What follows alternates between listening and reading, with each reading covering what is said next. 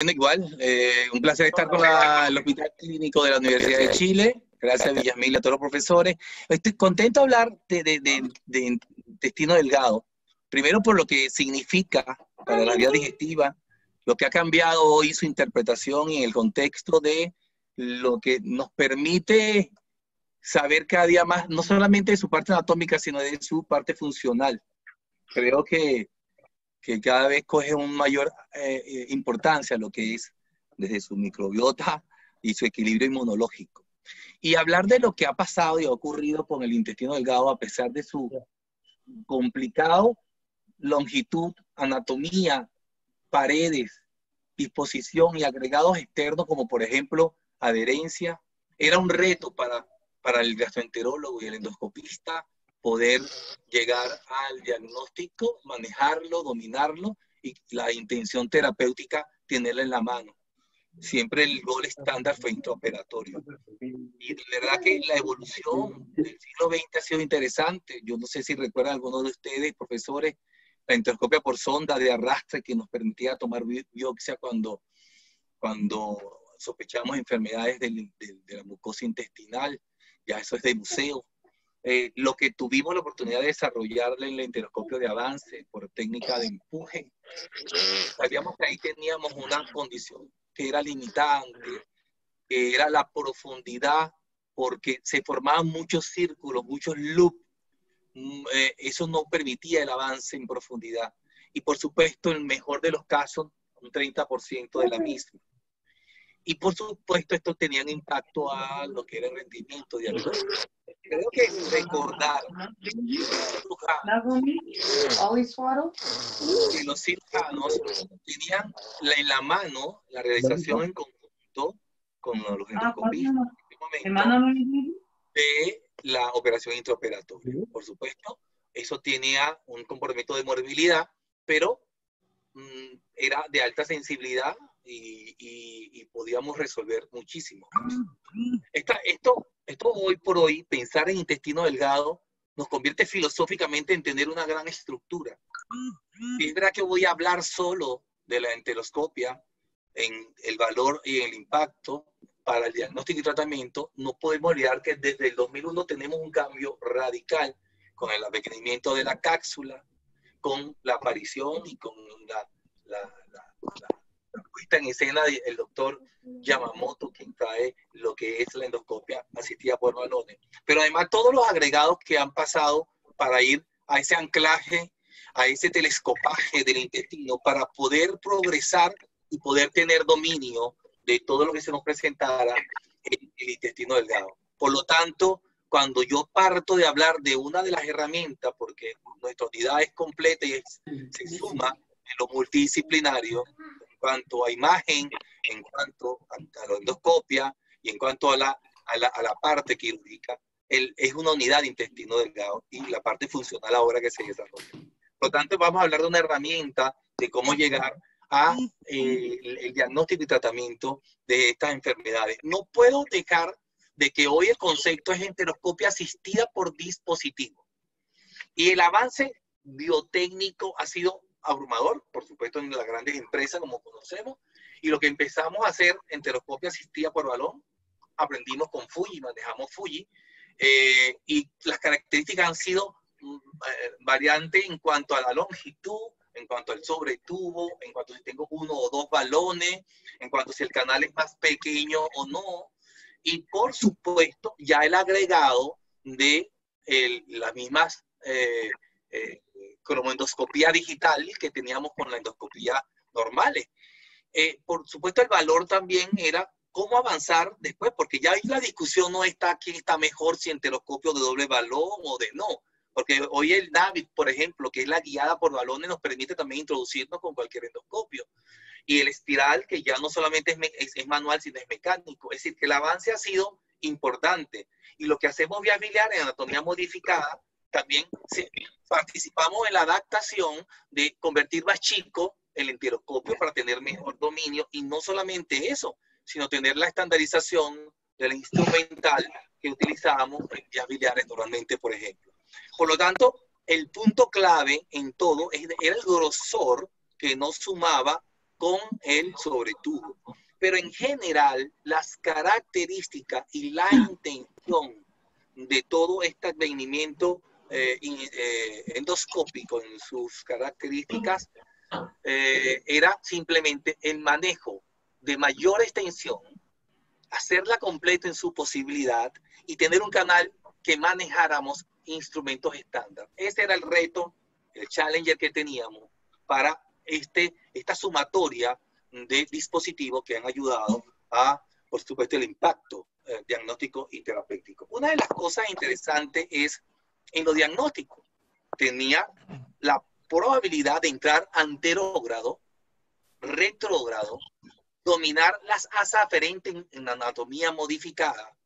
Por supuesto, el bypass, que hoy sabemos que las cirugías metabólicas bariátricas son una propuesta de una alta prevalencia por lo que la obesidad significa y que teníamos retos que posteriormente fuimos manejando. Y hasta la colonoscopia de rescate en muchos casos, donde no se podía completar o llegar, está también indicado. Y nosotros desarrollamos en nuestro centro la enteroscopía pediátrica, con una adaptación interesante y propuesta en los pacientes con Peugeot. Por supuesto, se abría el espectro de reconocer que la reina de las indicaciones para el diagnóstico era la hemorragia de intestino medio, es llamado así, como la conocíamos, que era oculta, oscura, evidente o no evidente. Pero, por supuesto, otras patologías que reinaban desde tener enfermedad celíaca complicada, en un síntoma diarreico o no, de la expresión de la enfermedad, y sospecha de tumor de intestino delgado, pólipos, obstrucciones, intusecciones, enfermedad de Crohn con sus complicaciones y patologías biliares en anatomía modificada.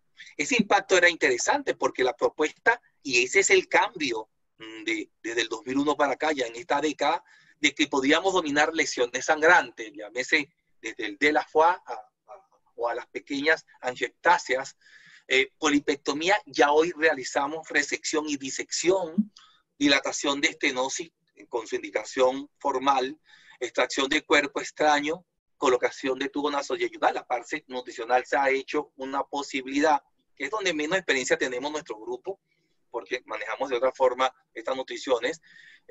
Gastrostomía endoscópica percutánea en pacientes con bypass, eso sí lo hemos hecho. Colocación de prótesis enterales y, por supuesto, las vías biliares manejadas en anatomía modificada.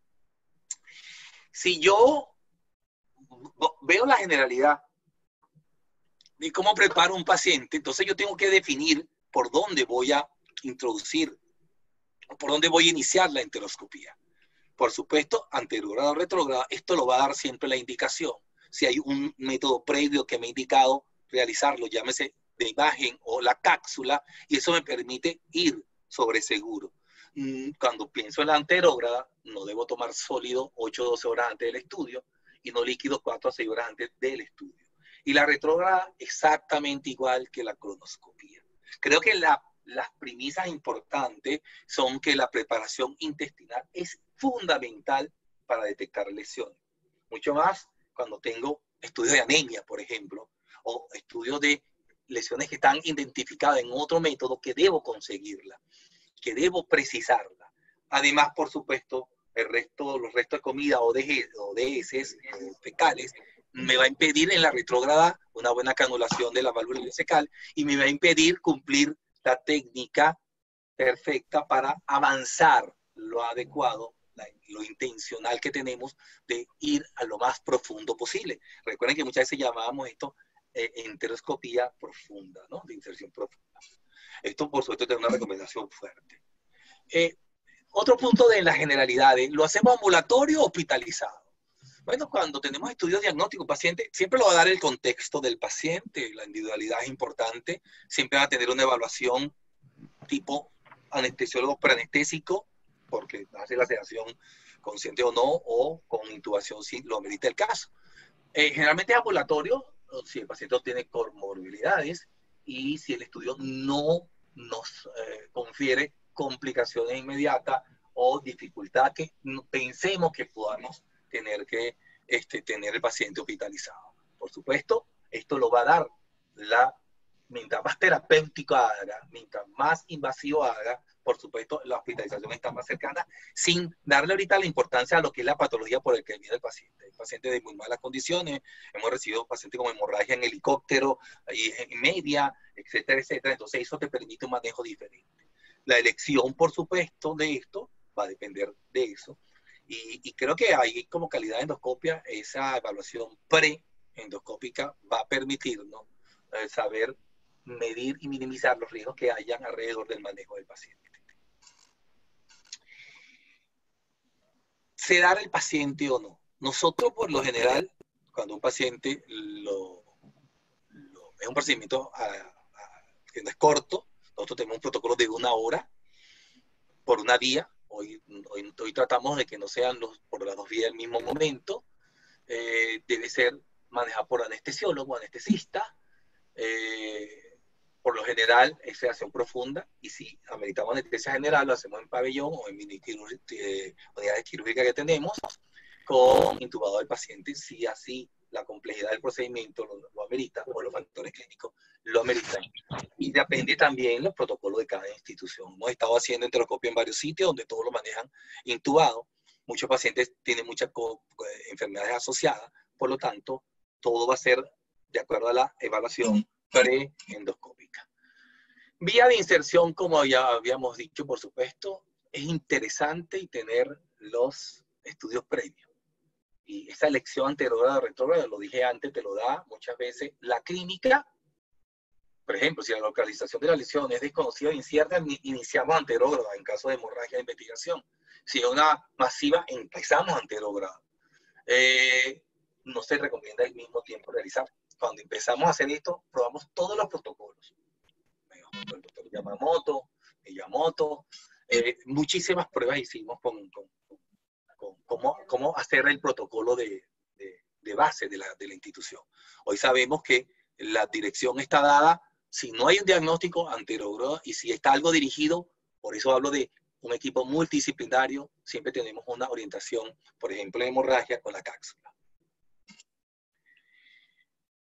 Profundidad de la inserción, este es un punto que para mí siempre ha sido subjetivo. Hoy para mí no es dificultad. En principio, la doctora May de Alemania tiene una fórmula que va contando avances durante fase de inserción y la confirma en la retirada.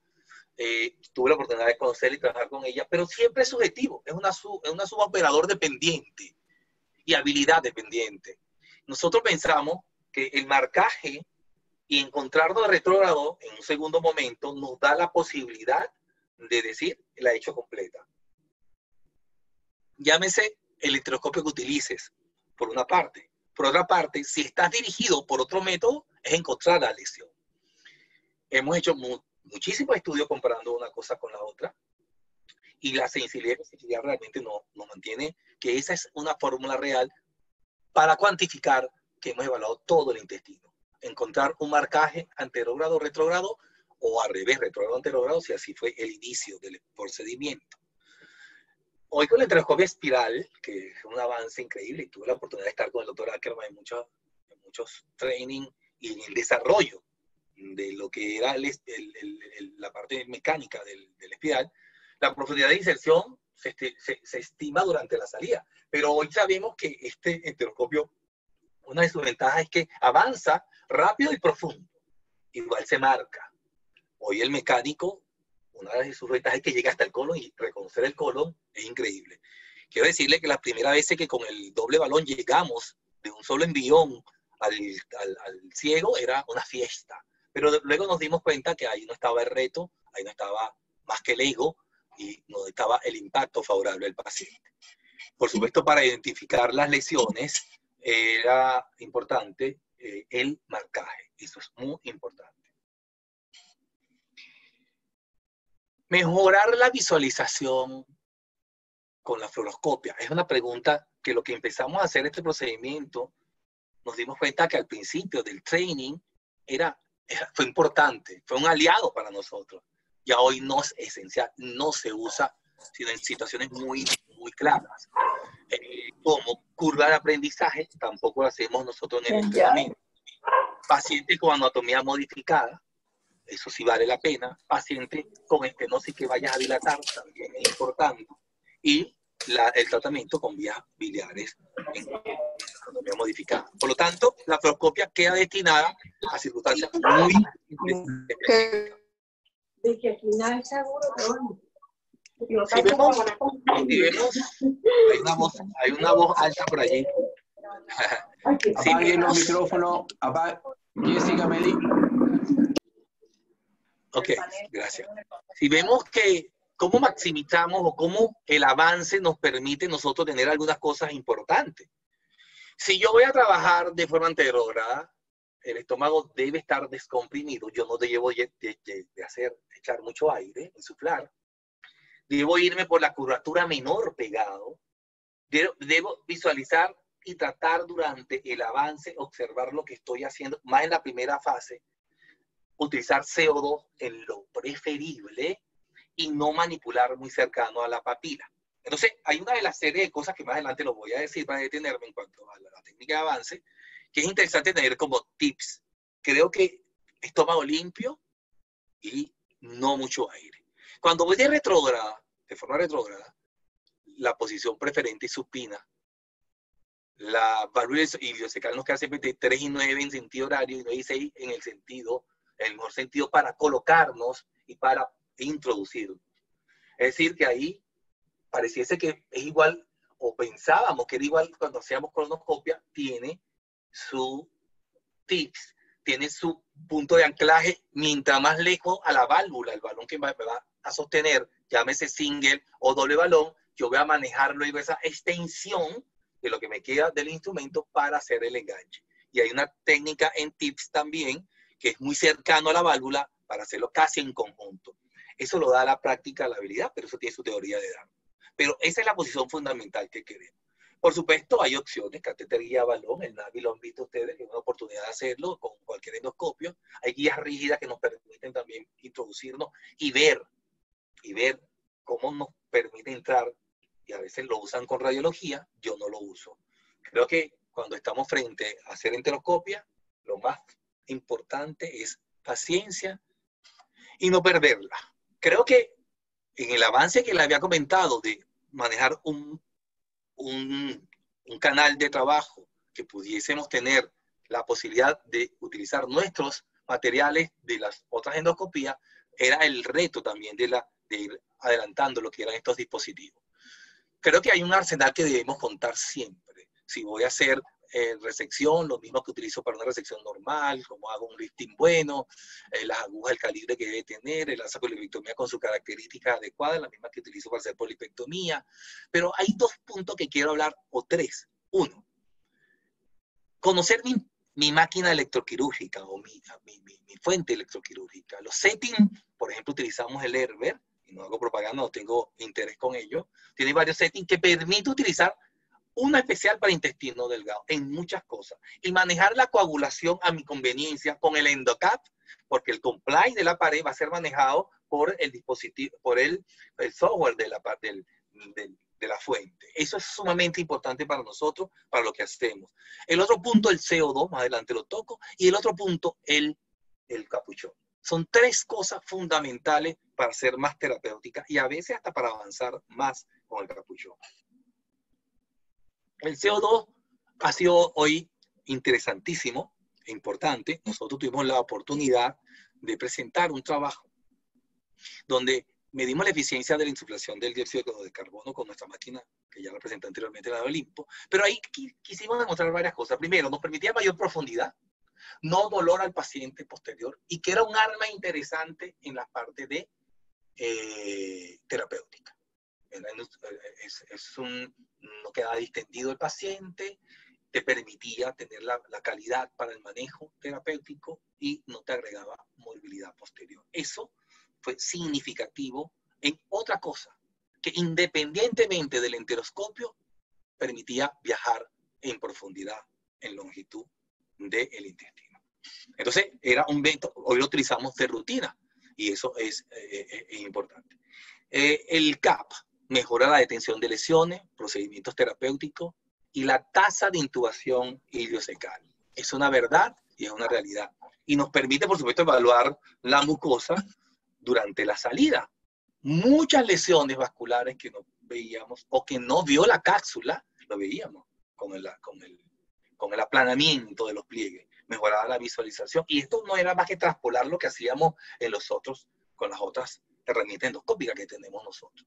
Otra de las cosas que nos permitía y que eso iba a evitar la insuflación era manejarlo y además utilizar el water jet, porque la colocación de mucha agua nos permite también avanzar en forma de jet, nos permite mayor introducción en la parte retrógrada, por ejemplo.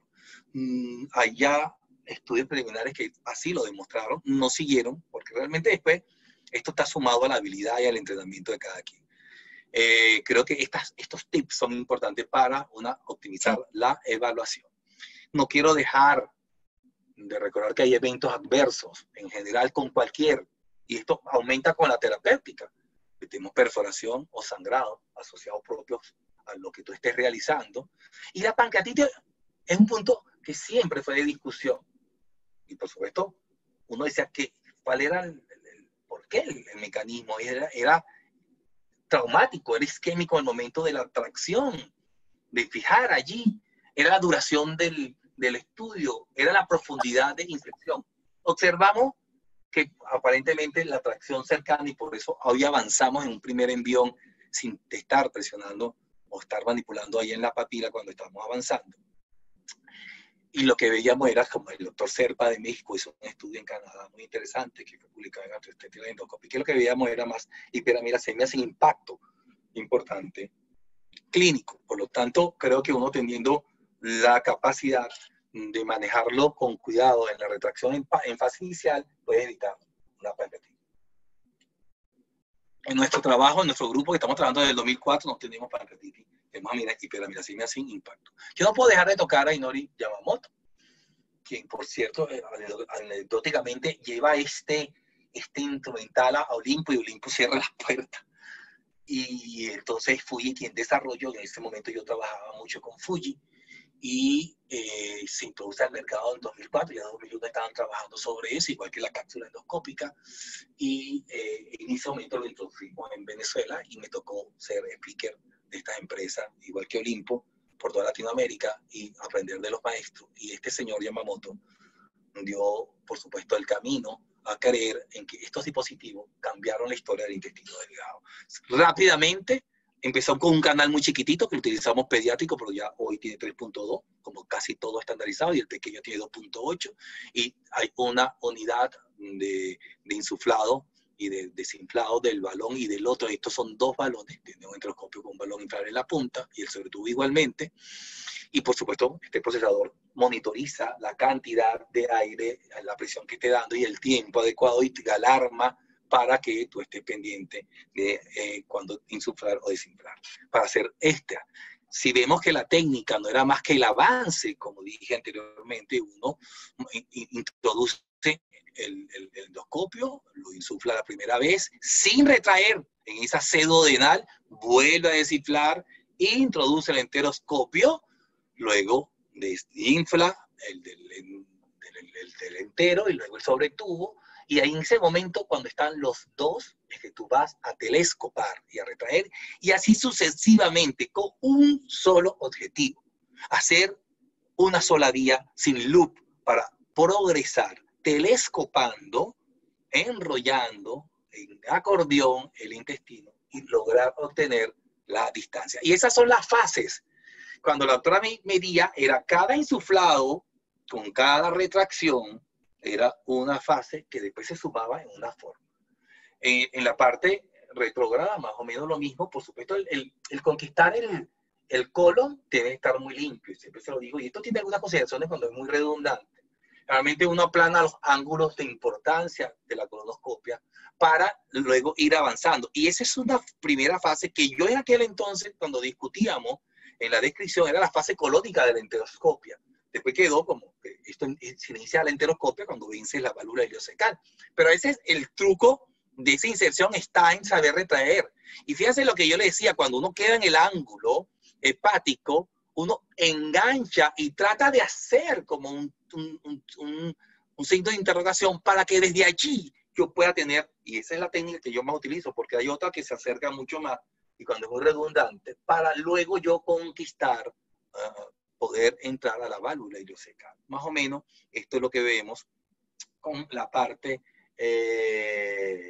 retrógrada. Si vemos el balón de Olimpo, que era el balón único, era un enteroscopio, lo veíamos, y un sobretubo con balón distal, y se basaba igual, con una fuente de insuflado de aire, con una medida también para medir el control del balón.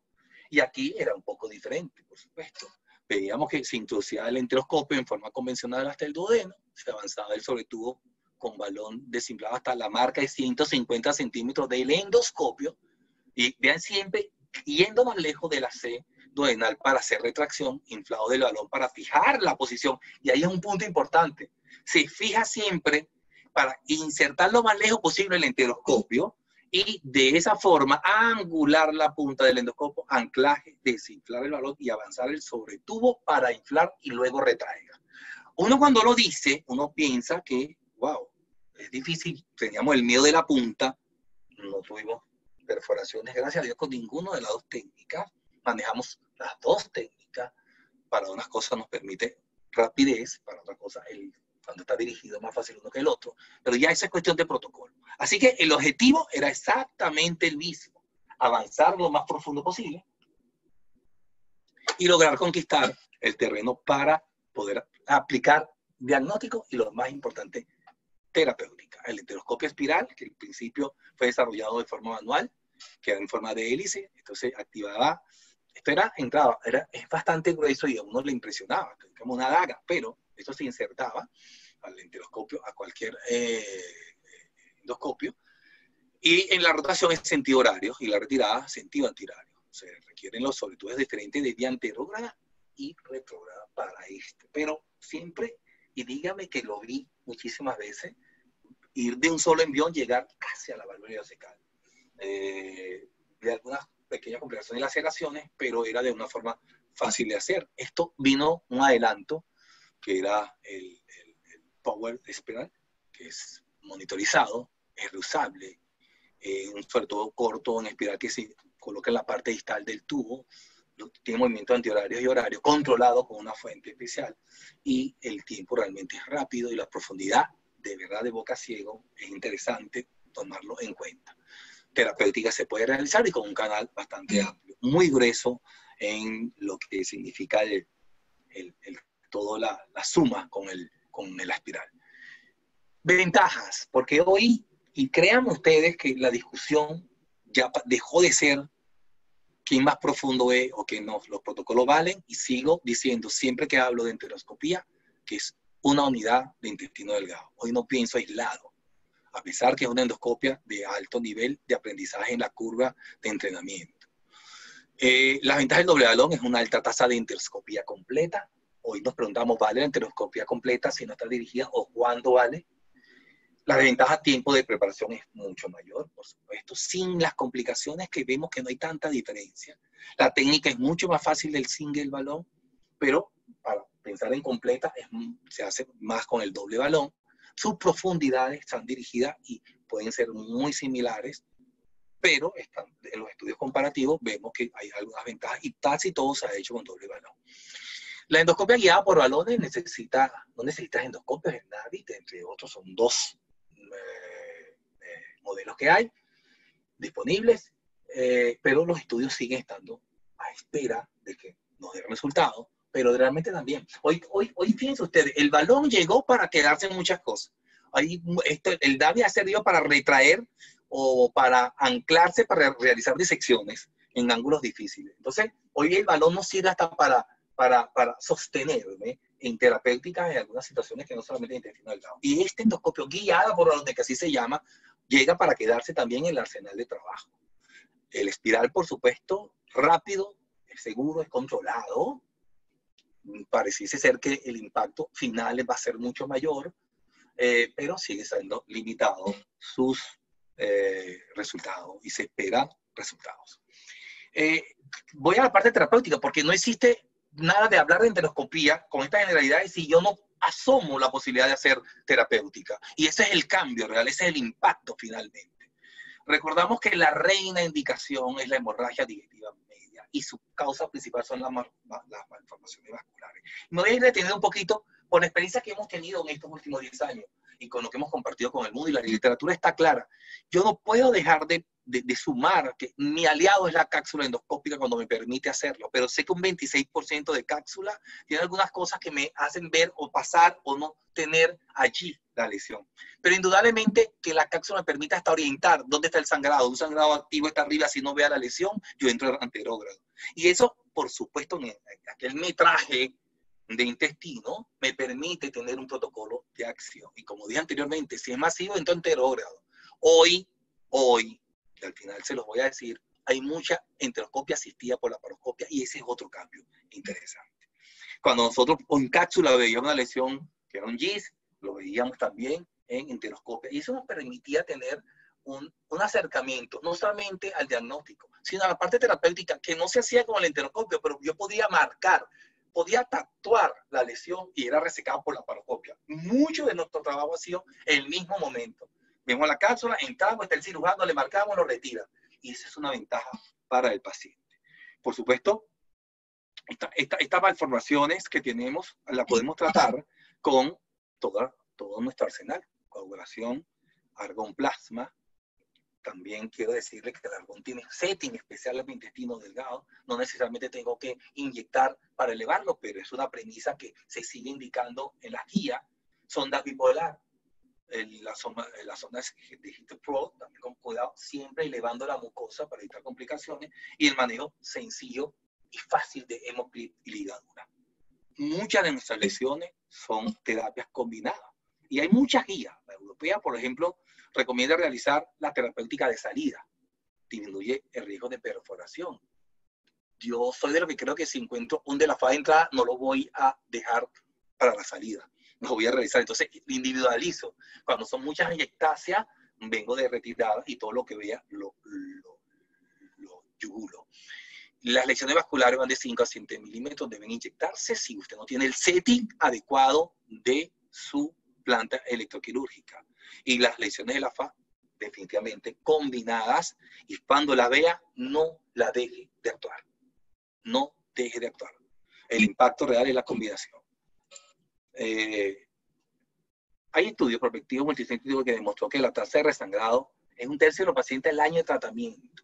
Y yo quiero que esto es importante ahorita tenerlo. Nosotros hicimos, ese estudio está hecho en 10 años. Nosotros hicimos una evaluación de nuestros últimos 7 años.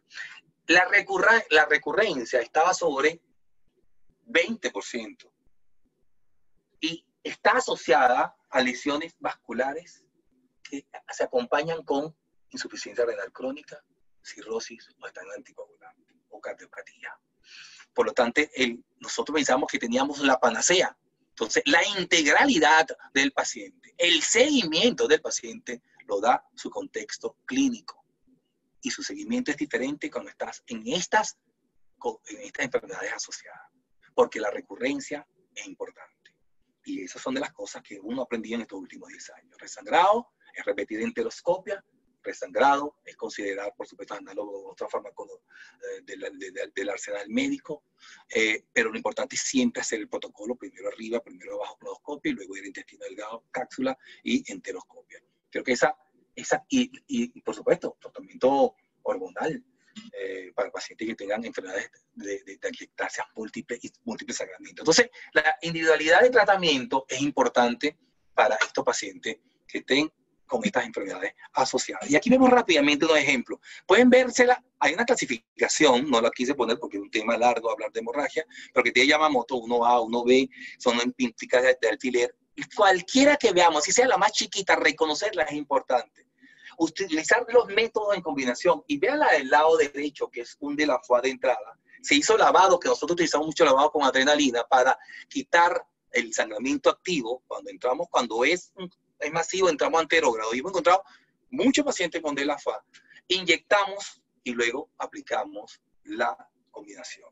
Hemos aplicado combinación argón, inyección y hasta clip, cuando es puntual, como este pulsátil, y hemos medido y hemos estado publicado sobre el mismo. uno con doble balón, un de la FUA, después de tanto dar, un paciente que había ingresado en múltiples veces a diferentes centros, nos tocó, la cápsula lo que mostró fue un baño de sangre de forma anterior en yeyuno, inyectamos en el momento que vivo, y así el de la fase paciente en múltiples formas. Esto era un abón con un agujerito del centro, habíamos allí inyectado, y en ese momento aplicábamos mucho más profunda realización de yugulación con el argón e inyección. Este fue uno de los casos que no combinamos con mecánico. Hoy por hoy casi todos le ponemos hemoclip. Esta también evolución perfecta. Nosotros presentamos la eficacia. Vean ustedes, otro de la FUA, importante, activo de entrada. Nosotros apenas vemos lavado con adrenalina, inyección con adrenalina, pero no dejamos de ir a la zona. No dejamos de observar dónde está para luego hacerlo de forma combinada. Esta eficacia demostró que la hemostasia era interesante y que de 27 pacientes hubo una recurrencia de un 6% de los pacientes que pasó nuevamente al mismo. Tenemos casos que estamos por publicar que han sido resueltos endoscópicamente porque eran pacientes con enfermedades importantes, con sangrados cataclísmicos, y veíamos cosas como esta y estaba el cirujano. Marcábamos la zona y ya retirado. Y ese paciente con esas enfermedades asociadas había tenido un impacto. Y ahí es donde estamos llamando, que eso lo vamos a publicar próximamente, que es la laparoscopia asistida en enfermedades vasculares sangrantes como de la FUA, en pacientes con alto riesgo de resangramiento. Más un poco paciente con hemorragia, y presento varios hemorragias porque este es el reto que tenemos, esta es la reina. Y vean ustedes cómo hemangioma, un cuadro hemangiomatoso, un muchacho joven con sangramiento, no conocía de su enfermedad, y en ese paciente lo seguimos, tenía múltiple, y hacíamos fulguración agresiva, importante, con el forceps del argón de la PC, con gran cantidad, y lo disminuíamos. Este muchacho tuvo varias sesiones de realización hasta yugularle toda. Y era interesante porque, ¿cómo medíamos estos pacientes? La entrada, las transfusiones, los ingresos de múltiples a su unidad. Empezó siendo muy joven en el momento que empezamos a hacerlo. Una fórmula importante también para la evaluación. Y la más sencilla que veamos son las ectasias que podemos ver de entrada o de salida. Y esto es la coloración que da el APC cuando es en contacto con cualquiera de sus settings para yugularlo. Por supuesto, a pesar que hoy no hablo de comparación, cuando nosotros hicimos la primera evaluación nuestra en hemorragia digestiva de origen oscuro, el impacto fue muy parecido, el impacto fue muy bueno. Para nosotros en ese momento hacíamos los dos y teníamos mucha práctica en los dos y teníamos muchos pacientes y vimos que había una interesante manejo con ambas técnicas. Hoy creo que por eso se llama enteroscopia asistida por dispositivo. No quiero quedarme sin seguir contándoles cosas. Nosotros publicamos algo de la enteroligadura, mezclamos y impactamos el sistema que todos conocemos de ligadura de Wilson-Cook. No tengo nada con Wilson-Cook, pero es que utilizamos nosotros múltiples bandas, una paciente con múltiples sangrados y que estuvo para trasplante hepático posterior. Era un caso dramático cuando lo empezamos a ver porque estaba en yeyuno profundo, mezclamos entonces la sonda, la tirita que trae blanca, el mecatito, como llamamos nosotros, el pabilito, el hilo fuerte, lo unimos y hicimos varias sesiones, 2 o 3 sesiones del mismo, de lesiones sangrantes activas. Esta persona ascendió a su nivel que tenía y fue trasplantada con éxito total después, y igual un seguimiento en todos los espacios que teníamos. Entonces, hoy la interligadura es una posibilidad. Seguimos y hablamos del Peutz-Jeghers cuando empezamos con los tillos. O sea, acuérdense que el paciente para la polipectomía, el Peutz-Jeghers, a veces hace intersección, hace obstrucción. Entonces, la polipectomía es lo básico. Lo interesante es no llenar mucho ni tapar el campo de acción. Nosotros trabajamos siempre con dióxido de carbono, pero además cuando vaya a hacer la inyección, no hacemos, a pesar que está permitido, con muchos de los endoscopistas, no hacemos nada sin infiltrar la base y cortar muy cercano a la pared. Puede ser muy pequeño, ¿no? En este muestro simplemente que siempre inyectamos la base y marcamos, así sean pequeños. Quería mostrar este chiquito para ver nuestra fórmula de trabajo posterior y hacemos con nuestro setting adecuado, que siempre utilizamos el EndoCap para la aplicación múltiple. Por supuesto, era un reto en los pacientes que tenían muchísimos tamaños. Nosotros presentamos un trabajo en el AGA, que estamos por publicar, lo presentamos también en Venezuela, y lo llamamos citorreducción de la obstrucción, de pacientes complicados con el Peugeot, porque era fácil quitarlo después que dominaba, y el que tenía entrenamiento para la polipectomía lo puede hacer, teniendo su normativa y su protocolo adecuado para minimizar las complicaciones, siempre contando con sus herramientas de clip, etcétera, ¿no? Estos pólipos eran mayores de 15 milímetros, y la mayoría estaban obstruyendo, eran pacientes complicados con obstrucción para operar, y ya tenían operaciones, eran considerados que tenía adherencia. Nosotros aplicamos, tomando como referencia lo que se hacía en colon, reducirlo con gran cantidad de adrenalina en el pedículo y en la cabeza, y tomamos 24 pacientes, y esto sí me detengo, que se presentaron 10 con obstrucción, 5 con intusección, otros con dolor crónico y anemia desangrante, y casi la mayoría habían tenido operaciones. El tamaño, por supuesto, era por encima, pero el medio estaba entre 18 o 15 milímetros. Fíjense ustedes si yo me detengo a pacientes que a todos. Esto nos permitió que en una sola sesión podíamos reducir muchos pólipos en pacientes realmente complicados que tenían operaciones previas. Este paciente estaba obstruido, ya le habíamos hecho una desimpactación de la intersección que tenía. Posterior, inyectábamos en la cabeza, esperábamos unos minutos, se reducía y aplicábamos la terapéutica. Siempre esperando a la cantidad que anteriormente le dije, veíamos que se ponían blanquecinos, y esto permitía la acción, la resección de la masa polipoidea de ese amartoma gigante. Trabajábamos siempre hasta en retroflexión en el intestino, haciéndolo con cuidado, pero se puede hacer porque había muchos pólipos grandes que obstruían, que nosotros tratamos de colocarle la misma masa para aplicarle la polipectomía. Pacientes como este, que era grande, que ya habíamos quitado una porción, que estaban haciendo isquemia y sangrando muy fácil, y van a ver cómo se va a reducir en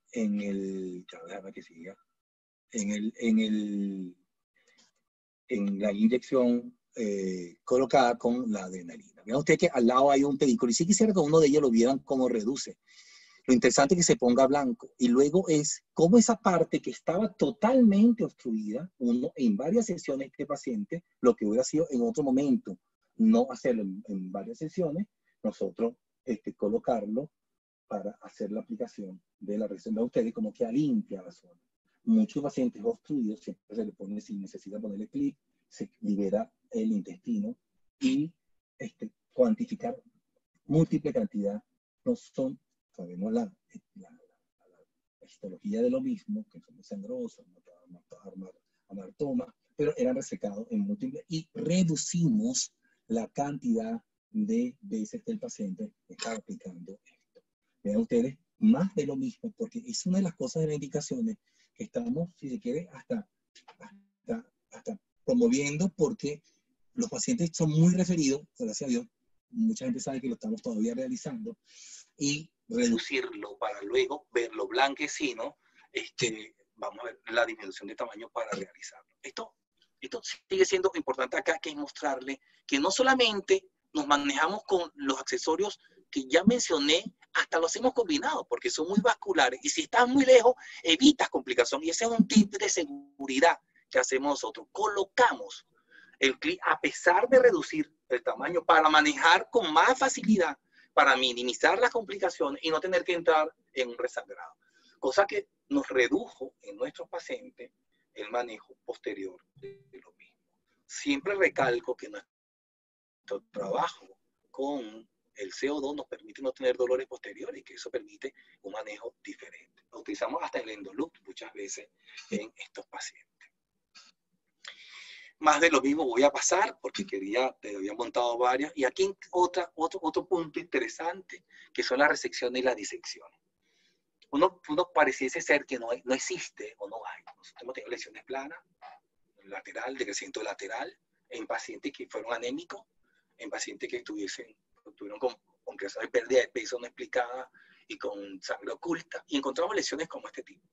Y a estas lesiones le aplicábamos, primero la observación, un poquito de la clasificación, aprender de tener el NRI, y inyectar en la zona, igual que una resección, elevarlo, planteárnoslo allí, y hacer la resección submucosal.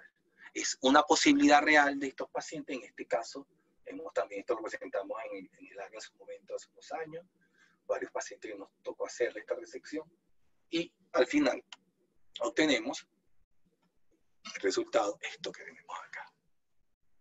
Es lesión lateral, resección, la rescatamos la pieza, porque aquí lo complejo es el rescate de la pieza, y ese es un tip importante. Dejamos el sobretubo muchas veces, vamos por el sobretubo y obtenemos. De este caso en particular, tuvimos que era un linfoma folicular, grado 3 en transición difuso, pasó oncología, otro caso fue un adenoma. Bueno, y así por el estilo hemos ido estandarizando al que necesite y al que se individualice su indicación. Y presentamos 17 casos, una sola perforación que se resolvió endoscópico laparoscópico. Muchos de los pacientes fueron siempre asistidos y siempre hemos estado actuando con nuestro equipo de laparoscopia. Por si acaso, siempre tienen que estar enterados de lo que estamos haciendo. Y esto creo que es un mensaje para hasta donde estamos llegando, a este punto donde la enteroscopia asistida por laparoscopia es un aliado de hacer terapéutica de avanzada, del impacto que ha creado la enteroscopia asistida por dispositivo. Yo tatúo, yo dilato, coloco stent, recupero cápsulas retenidas, recupero cuerpos extraños como hemos recuperado, pero a su vez también marco zonas oncológicas que puedan ser asistidas y las complicaciones manejadas por la laparoscopia. No puedo dejar de quedarme en un punto donde he trabajado muchísimo y me fascina, que fue la anatomía modificada, donde nos costaba mucho llegar y realizar terapéutica en pacientes con diferentes tipos de operaciones o pacientes por iatrogenia. El punto era un reto bárbaro, y con esto quiero finalizar tocando la parte de vías biliares último. Y creo que el reto de esto era reconocer, por ejemplo, anemia en estómago excluido, tener el ASA y llegar a la vía biliar. Muchas veces nos lo hacemos por el mismo estómago con un toque con nuestro cirujano, pero en otros casos son operaciones que son de iatrogenia recuperado, cómo hacer para dilatar y cómo hacer para poner estéril y cómo hacer para ayudar a estos pacientes. El punto era saber nuestras ASA, hablar con el cirujano, tener un diagrama o un campo de viaje, una brújula para saber qué disponernos y reconocer las anastomosis, para luego de ver el círculo y aprender de forma de tip cuando se pierde el círculo grande, introducirnos si es lateral, si es lateral, cómo engancharnos y dirigirnos hacia donde queremos llegar. El desafío estaba allí, en esa angulación de la anastomosis diferente, en las adherencias y, por supuesto, evitar las complicaciones que se podrían dar en las tracciones. Por eso después se tuvo el punto de la creación del enteroscopio corto. Las dos empresas han creado un enteroscopio que nos facilita el trabajo. Y además, me tocó tener los accesorios para el enteroscopio largo de vías biliares, pero no se pudo estandarizar por cuando vino el problema del compliance, del desarrollo final de esto, y fue mejor hacer uno corto para tener los accesorios de vías biliares. Creo que hay unos tips importantes que se inyecta hasta el área y el ASA, donde tú vas a colocar el trabajo de la vía biliar. El CO2 es importantísimo. Ese tatuaje submucosal te permite saber dónde estás ubicado. Muchas veces hemos colocado una guía nosotros. Hemos hecho combinación con radiología, que es nuestro otro gran aliado. Puedes trabajar en retroflexión y reconocer y ahí marcar las zonas que no ha podido conquistar. Y la técnica de rendezvous, que es muy importante para nuestro avance. Yo creo que espero que corra este videito acá para ustedes, que es uno de nuestros estudios. Si no corre, creo que aquí hay una serie interesante de todo lo que hay en los casos de vías biliares. Hay más ya. Ya se ha hecho una fórmula muy estandarizada. Yo he trabajado mucho con la gente de Sao Paulo que tiene una alta experiencia en esto. Creo que el resultado está en alto porcentaje de resolver con poca complicación, con gran manejo hoy con los enteroscopios cortos para ese abordaje de los pacientes operados. Nosotros presentamos la seguridad de 26 pacientes, donde la dilatación, para que rápidamente nos permitía dilatar la estenosis por enfermedad de Crohn, con facilidad de hacerlo, igual que la estenosis anatómica para enfermedad de Crohn, sin redilatar, libre de cirugía. Aquí ven un ejemplo.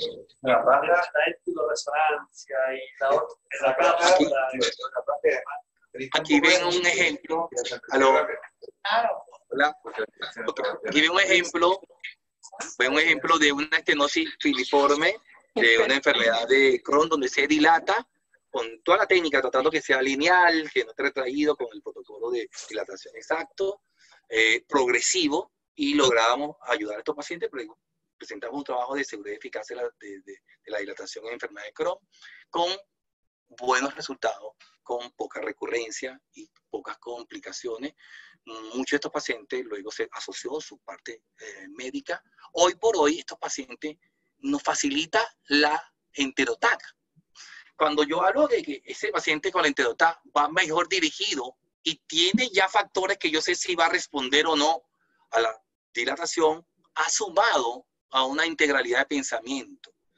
Creo que, y con esto quiero finalizar por el tiempo, que el impacto hoy de la enteroscopia por dispositivo es importantísimo al arsenal endoscópico y al dominio de un área que era tan difícil de entrada, sin dejar de observar que para lograr diagnóstico y tratamiento debo tener toda una unidad multidisciplinaria donde están desde los inmunólogos, infectólogos, soporte nutricional, endocrinólogos, los patólogos, nuestro servicio social y patólogos con endoscopistas, cirujanos y radiólogos. ¿Por qué?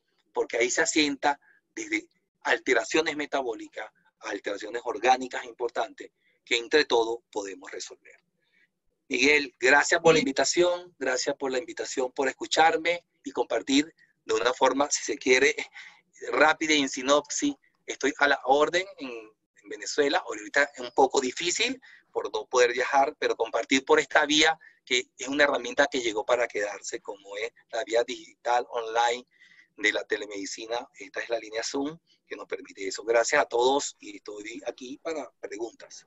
Muchas gracias, doctor Landaeta.